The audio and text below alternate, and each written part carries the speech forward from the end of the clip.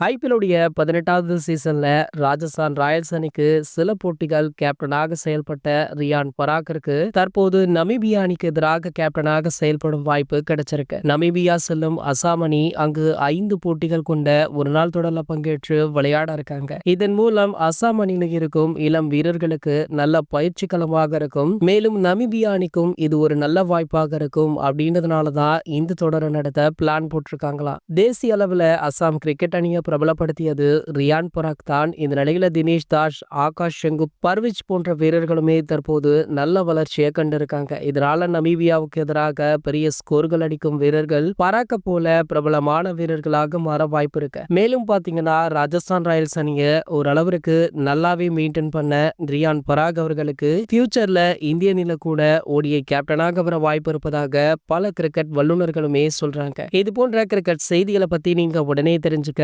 நம்மளுடைய சேனலை மறக்காம சப்ஸ்கிரைப் பண்ணிக்கோங்க.